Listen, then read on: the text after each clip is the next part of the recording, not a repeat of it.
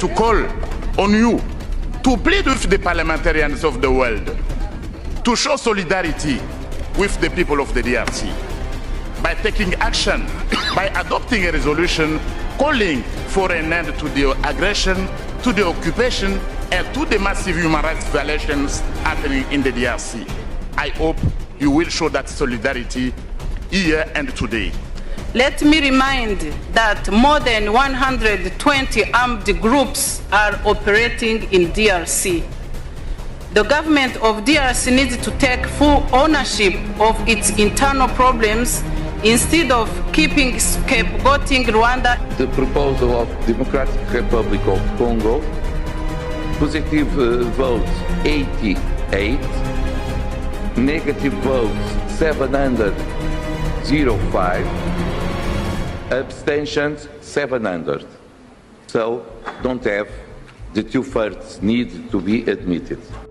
En fait, cela doit interpeller nos autorités, ça doit interpeller tout le monde et comprendre les taux et les degrés de la complicité dont la RDC est victime. Mais aussi, ça doit nous aider à comprendre qui sont nos amis et qui ne sont pas nos amis. C'est biblique. C'est dans les moments difficiles qu'on parvient à connaître qui est ami et qui est ennemi. Et je crois que cela, c'est une leçon à la RDC et nous devons bien capitaliser cette leçon. Comprendre, nous sommes avec qui et nous ne sommes pas avec qui. Est-ce que ça ne vient pas dire que la diplomatie n'a pas marché? Non, cela n'a rien à foutre avec la diplomatie, puisque d'ailleurs c'est la première fois que la RDC parle de cette histoire dans des parlements à l'extérieur de la RDC, vous voyez. C'est que ça prouve que quand même la diplomatie a produit quelque chose. Lorsque nous obtenons ces 8 voix, quand même c'est beaucoup de choses. 88 voix, quand même c'est beaucoup de choses, vous voyez. Même si d'autres se sont abstenus, c'est que parmi ceux-là qui se sont abstenus, peut-être qu'il y a d'autres qui évaluent encore la question. Mais ceux-là qui ont dit catégoriquement niet, c'est qu'ils sont d'accord que nous puissions continuer à mourir comme des rats.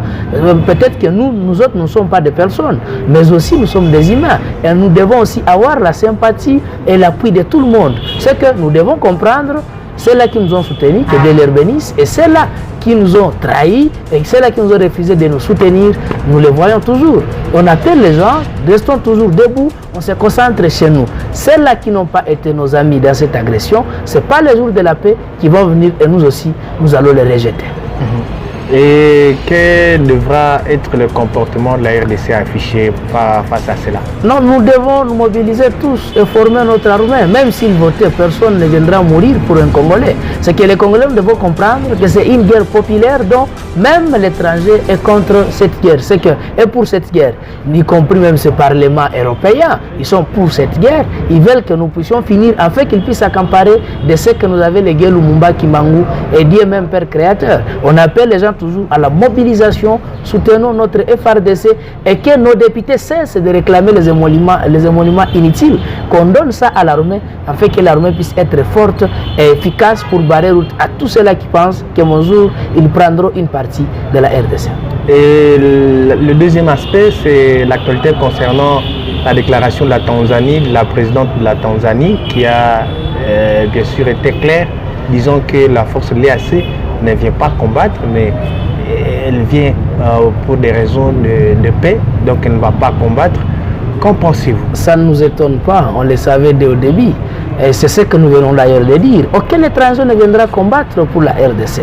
Nous sommes nous-mêmes. Et Félix doit comprendre ça, qu'il est seul et sa population. Et il doit bien capitaliser cet amour que la population montre à la RDC. On a compris la dame Soulou dire que non, ils ne sont pas venus combattre. Oui, nous allons combattre pour nous-mêmes. Mais comme ils ne sont pas venus combattre, pourquoi ils sont chez nous? Ils sont venus pour la paix, mais depuis qu'ils sont là, est-ce que les terroristes M23 RDF n'existent plus? Ils existent toujours et ils cohabitent avec eux. C'est que la population doit comprendre. Préparons tout ce qui est à notre pouvoir. Utilisons même les moyens de bord pour mettre l'ennemi à l'extérieur. C'est que nous devons considérer les AC aussi comme faisant partie des observateurs de mort. Et nous n'allons plus accepter, nous sommes déjà éveillés. Utilisons tout ce qui revient à notre pouvoir, même les moyens de bord, pour mettre l'ennemi à l'extérieur. C'est une guerre populaire et dont nous devons nous sauver nous-mêmes. Personne ne viendra combattre pour nous. Merci beaucoup. Merci.